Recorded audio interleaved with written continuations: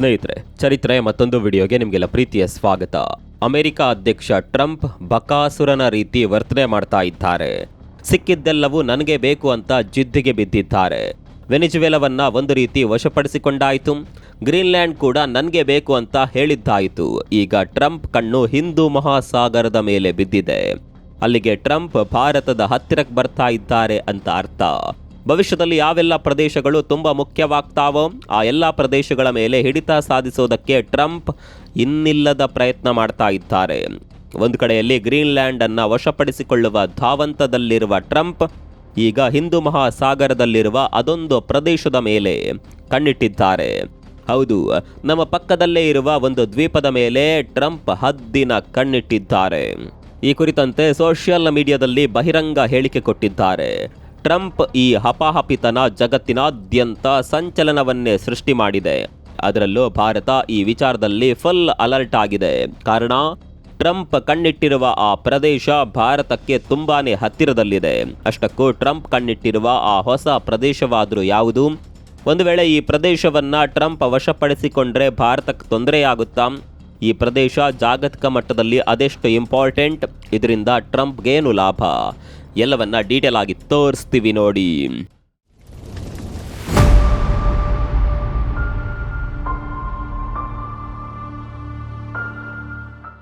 ಒಂದು ವರ್ಷದ ಹಿಂದೆ ಹೋದರೆ ನಾವು ಚೀನಾವನ್ನ ವಿಸ್ತರಣವಾದಿ ಅಂತ ಕರಿತಾ ಇದ್ವಿ.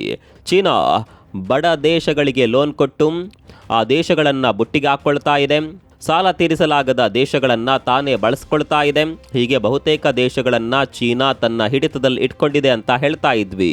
ಆದರೆ ಈಗ ಈ ವಿಸ್ತರಣಾವಾದಿ ಪಟ್ಟ ಚೀನಾದಿಂದ ಅಮೆರಿಕಾಗೆ ಶಿಫ್ಟ್ ಆಗಿದೆ. ಚೀನಾವಾದರೂ ಅಟ್ಲೀಸ್ಟ್ ಲೋನ್ ಕೊಟ್ಟು ದೇಶಗಳನ್ನು ತನ್ನ ಬುಟ್ಟಿಗೆ ಹಾಕ್ಕೊಳ್ತಾ ಇತ್ತು. ಅಮೆರಿಕ ತನ್ನ ಸೇನೆಯನ್ನೇ ಬಳಸಿಕೊಂಡು ದೇಶಗಳನ್ನು ವಶಪಡಿಸಿಕೊಳ್ತಾ ಇದೆ. ಅದಕ್ಕೆ ಸಾಕ್ಷಿ ವೆನಿಜುವೆಲಾ ಹಾಗೂ ಗ್ರೀನ್ಲ್ಯಾಂಡ್. ವೆನಿಜುವೆಲಾ ದೇಶದ ಅಧ್ಯಕ್ಷನನ್ನ ಅಮೆರಿಕ ಯಾವ ರೀತಿ ಕಿಡ್ನಾಪ್ ಮಾಡ್ತು ಅನ್ನೋದನ್ನ ಜಗತ್ತು ನೋಡಿದೆ. ಗ್ರೀನ್ಲ್ಯಾಂಡ್ ವಿಚಾರದಲ್ಲಿ ಕೂಡ ಟ್ರಂಪ್ ಏನೆಲ್ಲ ಮಾಡ್ತಾ ಇದ್ದಾರೆ ಅನ್ನೋದು ಜಗತ್ತಿಗೆ ಗೊತ್ತಿದೆ. ಹೀಗಿರುವಾಗ ಟ್ರಂಪ್ ಈಗ ಮತ್ತೊಂದು ಪ್ರದೇಶದ ಮೇಲೆ ಕಣ್ಣಿಟ್ಟಿದ್ದಾರೆ. ವೆನಿಜುವೆಲಾ ಹಾಗೂ ಗ್ರೀನ್ಲ್ಯಾಂಡ್ ವಿಚಾರಗಳು ನಮ್ಮ ಮೇಲೆ ಅಷ್ಟೊಂದು ಪರಿಣಾಮ ಬೀರಿರಲಿಲ್ಲ. ಕಾರಣ, ಅವುಗಳು ನಮ್ಮಿಂದ ತುಂಬಾನೇ ದೂರದಲ್ಲಿವೆ. ಆದರೆ ಟ್ರಂಪ್ ಮುಂದಿನ ಟಾರ್ಗೆಟ್ ನಮ್ಮ ಪಕ್ಕದಲ್ಲೇ ಇದೆ. ಅಂದಹಾಗೆ ಟ್ರಂಪ್ ಕಣ್ಣಿಟ್ಟಿರುವ ಆ ಪ್ರದೇಶದ ಹೆಸರು ಡಿಯಾಗೋ ಗಾರ್ಸಿಯಾ. ಇದು ಹಿಂದೂ ಮಹಾಸಾಗರದಲ್ಲಿರುವ ಒಂದು ಪುಟ್ಟ ದ್ವೀಪ. ಇದೀಗ ಈ ದ್ವೀಪವನ್ನ ತನ್ನ ಹಿಡಿತದಲ್ಲಿ ಇಟ್ಕೊಳ್ಳೋದಕ್ಕೆ ಟ್ರಂಪ್ ಪ್ರಯತ್ನ ಮಾಡ್ತಾ ಇದ್ದಾರೆ. ವೆನಿಜುವೆಲಾ ಹಾಗೂ ಗ್ರೀನ್ಲ್ಯಾಂಡ್ ಬಳಿಕ ಟ್ರಂಪ್ ಮುಂದಿನ ಟಾರ್ಗೆಟ್ ಇದೇ ದ್ವೀಪ. ಟ್ರಂಪ್ ಯಾಕೆ ಈ ದ್ವೀಪವನ್ನ ಟಾರ್ಗೆಟ್ ಮಾಡಿದ್ದಾರೆ ಅನ್ನೋದನ್ನ ಹೇಳ್ತೀವಿ. ಅದಕ್ಕಿಂತ ಮೊದಲು ಈ ದ್ವೀಪದ ಇತಿಹಾಸದ ಬಗ್ಗೆ ನಿಮಗೆ ಗೊತ್ತಿರಲೇಬೇಕು. ಸ್ನೇಹಿತರೆ, ನಿಮಗೆಲ್ಲ ಗೊತ್ತಿರಬಹುದು, ಬ್ರಿಟಿಷರು ಆಳದ ದೇಶಗಳಿಲ್ಲ. ಇದೇ ಕಾರಣಕ್ಕೆ ಬ್ರಿಟನ್ ಅನ್ನ ಸೂರ್ಯ ಮುಳುಗದ ಸಾಮ್ರಾಜ್ಯ ಅಂತ ಕರಿತಾ ಇದ್ರು. ಇದೇ ರೀತಿ ಮಾರಿಷಸ್ ದೇಶವನ್ನ ಕೂಡ 1810ರ ಆಸುಪಾಸಿನಲ್ಲಿ ಬ್ರಿಟನ್ ವಶಪಡಿಸಿಕೊಳ್ಳುತ್ತೆ. ಈ ಸಂದರ್ಭದಲ್ಲಿ ಇಂಗ್ಲಿಷರು ಅದೊಂದು ಕೆಲಸ ಮಾಡ್ತಾರೆ. ಮಾರಿಷಸ್ಗೆ ಸೇರಿದ್ದ ಚಾಗೋಸ್ ದ್ವೀಪವನ್ನ ಮಾರಿಷಸ್ ದೇಶದಿಂದ ಡಿವೈಡ್ ಮಾಡ್ತಾರೆ. ಚಾಗೋಸ್ ಅನ್ನೋದು ಹಿಂದೂ ಮಹಾಸಾಗರದಲ್ಲಿರುವ ಒಂದು ದ್ವೀಪ ಸಮೂಹ. ಈ ಸಮೂಹದಲ್ಲಿ ಡಿಯಾಗೋ ಗಾರ್ಸಿಯಾ ಕೂಡ ಬರುತ್ತೆ. ಮಾರಿಷಸ್ಗೆ ಬ್ರಿಟಿಷರ ಈ ಚಾಣಕ್ಯ ನೀತಿ ಅವತ್ತು ಅರ್ಥವಾಗ್ಲೇ ಇಲ್ಲ. ನಿಮ್ಗೆ ಗೊತ್ತಿರಲಿ, 1968ರಲ್ಲಿ ಮಾರಿಷಸ್ ದೇಶ ಬ್ರಿಟಿಷರ ಕಪಿಮುಷ್ಟಿಯಿಂದ ಹೊರಬರುತ್ತೆ. ಮಾರಿಷಸ್ಗೆ ಸ್ವಾತಂತ್ರ್ಯ ಸಿಗುವ 3 ವರ್ಷಗಳ ಹಿಂದೆ, ಅಂದರೆ 1965ರಲ್ಲಿ ಈ ಚಾಗೋಸ್ ದ್ವೀಪ ಸಮೂಹವನ್ನ ಓವರ್ಸೀಸ್ ಟೆರಿಟರಿ ಅಂತ ಬ್ರಿಟನ್ ಘೋಷಣೆ ಮಾಡಿರುತ್ತೆ.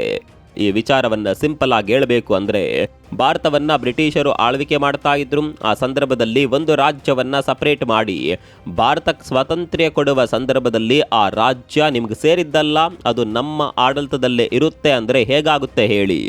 ಇಲ್ಲಿ ಕೂಡ ಆಗಿದ್ದು ಅದೇ.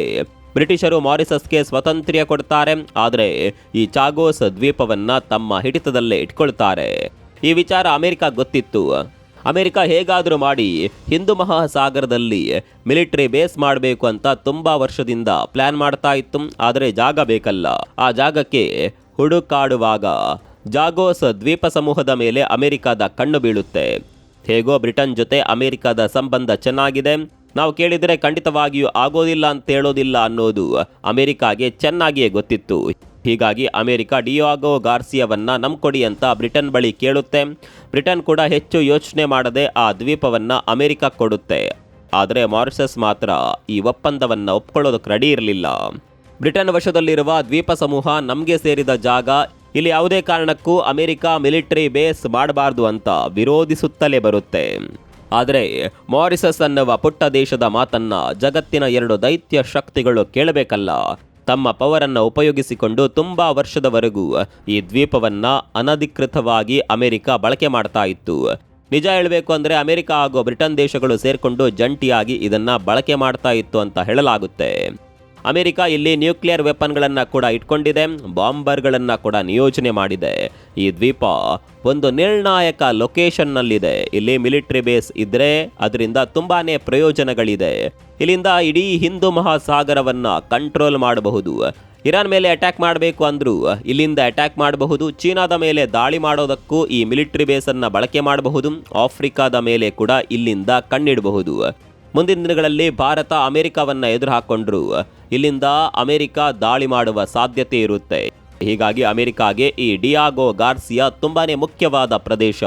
ಹೀಗೆ ಎಲ್ಲವೂ ಅಮೆರಿಕಾಗೆ ಬೇಕಾದ ರೀತಿಯಲ್ಲೇ ಇರುವಾಗ 2024ರಲ್ಲಿ ಮಾರಿಷಸ್ ತನ್ನ ದ್ವೀಪಕ್ಕಾಗಿ ಭಾರತದ ಬಳಿ ಒಂದು ಮನವಿ ಮಾಡಿಕೊಳ್ಳುತ್ತೆ. ನಮ್ಮ ಪ್ರದೇಶವನ್ನ ಮರಳಿ ನಮಗೆ ಸಿಗುವಂತೆ ಮಾಡಿ ಅಂತ ಮಾರಿಷಸ್ ಕೇಳಿಕೊಂಡಾಗ ಭಾರತ ಈ ಕುರಿತಂತೆ ಬ್ರಿಟನ್ಗೆ ಮನವರಿಕೆ ಮಾಡಿ ದ್ವೀಪ ಸಮೂಹವನ್ನ ಮಾರಿಷಸ್ಗೆ ಬಿಟ್ಕೊಡ್ಬೇಕು ಅಂತ ಒತ್ತಡ ಹಾಕುತ್ತೆ. ಇದರಿಂದ ಭಾರತದ ಒತ್ತಡಕ್ಕೆ ಮಣಿದ ಬ್ರಿಟನ್ ಈ ದ್ವೀಪ ಸಮೂಹವನ್ನ ಮಾರಿಷಸ್ಗೆ ಕೊಡೋದಕ್ಕೆ ಕೂಡ ನಿರ್ಧಾರ ಮಾಡುತ್ತೆ. ಇದೇ ಒಪ್ಪಂದ ಈಗ ಟ್ರಂಪ್ ನಿದ್ದೆಗೆಡಿಸಿರೋದು. ಈಗ ಬ್ರಿಟನ್ ದ್ವೀಪವನ್ನ ಮಾರಿಷಸ್ಗೆ ಬಿಟ್ಕೊಟ್ರೆ ಅಮೆರಿಕ ಆ ದ್ವೀಪವನ್ನ ಮಾರಿಷಸ್ನಿಂದ ಲೀಸ್ಗೆ ಪಡೆದುಕೊಳ್ಬೇಕಾದ ಅನಿವಾರ್ಯತೆ ಉಂಟಾಗುತ್ತೆ. ಇಲ್ಲಿಂದಲೇ ಸಮಸ್ಯೆ ಶುರುವಾಗಿರೋದು.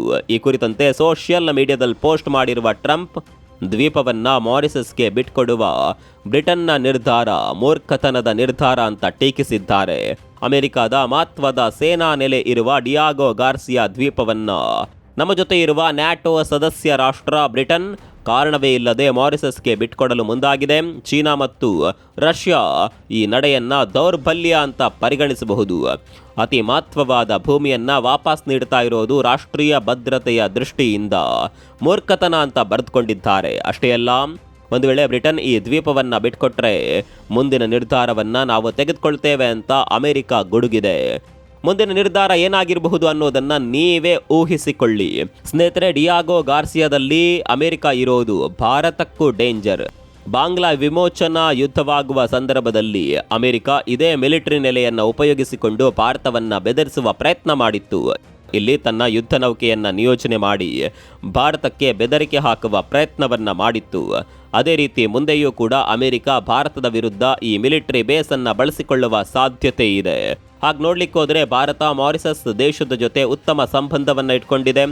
ಡಿಯಾಗೋ ಗಾರ್ಸಿಯಾ ದ್ವೀಪ ಸಮೂಹ ಮತ್ತೆ ಮರಳಿ ಮಾರಿಷಸ್ಗೆ ಸಿಗ್ತಾ ಇದೆ ಅಂದ್ರೆ ಅದರ ಹಿಂದೆ ಭಾರತದ ಸಹಾಯ ಕೂಡ ಇದೆ. ಹೀಗಾಗಿ ಮಾರಿಷಸ್ ಭಾರತದೊಂದಿಗೆ ಉತ್ತಮ ಸಂಬಂಧವನ್ನೇ ಹೊಂದಿದೆ. ಮತ್ತೊಂದು ಕಡೆ ಭಾರತ ಕೂಡ ಮಾರಿಷಸ್ನಲ್ಲಿ ಸಾವಿರಾರು ಕೋಟಿ ರೂಪಾಯಿಗಳನ್ನು ಹೂಡಿಕೆ ಮಾಡಿದೆ. ಇದನ್ನೆಲ್ಲ ನೋಡಿ ಸಹಿಸಿಕೊಳ್ಳೋದಕ್ಕೆ ಅಮೆರಿಕಾದಿಂದ ಸಾಧ್ಯವಾಗ್ತಾ ಇಲ್ಲ. ಬೇರೆ ದೇಶಗಳು ಮಾರಿಷಸ್ಗೆ ಹತ್ತಿರವಾಗ್ತಾ ಇದೆ. ತಮ್ಮ ಕಂಟ್ರೋಲ್ನಲ್ಲಿದ್ದ ದ್ವೀಪ ಕೂಡ ಕೈತಪ್ಪಿ ಹೋಗುತ್ತೆ ಅನ್ನುವ ಸಿಟ್ನಲ್ಲಿ ಟ್ರಂಪ್ ಗ್ರೀನ್ಲ್ಯಾಂಡ್ ಹಾಗೂ ವೆನೆಜುವೆಲಾಗಳಿಗೆ ಮಾಡಿದ ರೀತಿಯಲ್ಲೇ ಇಲ್ಲಿ ಕೂಡ ತನ್ನ ಸೇನೆಯನ್ನ ಬಳಸಿಕೊಳ್ಳುವ ಸಾಧ್ಯತೆ ಇದೆ. ಇದು ಸದ್ಯಕ್ಕೆ ಆಗ್ತಾ ಇರುವ ಬೆಳವಣಿಗೆ. ಮುಂದಿನ ದಿನಗಳಲ್ಲಿ ಈ ವಿಚಾರದಲ್ಲಿ ದೊಡ್ಡ ಮಟ್ಟಿನ ಬೆಳವಣಿಗೆಗಳು ಆಗುವ ಸಾಧ್ಯತೆ ಇದೆ. ಅಮೆರಿಕದ ಈ ದುಷ್ಟ ಬುದ್ಧಿಗಳ ಬಗ್ಗೆ ನಿಮ್ಗೆ ಏನನ್ಸುತ್ತೆ ಕಾಮೆಂಟ್ ಮಾಡಿ. ಮತ್ತೊಂದು ವಿಡಿಯೋದಲ್ಲಿ ಸಿಗೋಣ. ಅಲ್ಲಿವರೆಗೂ ನಮಸ್ಕಾರ.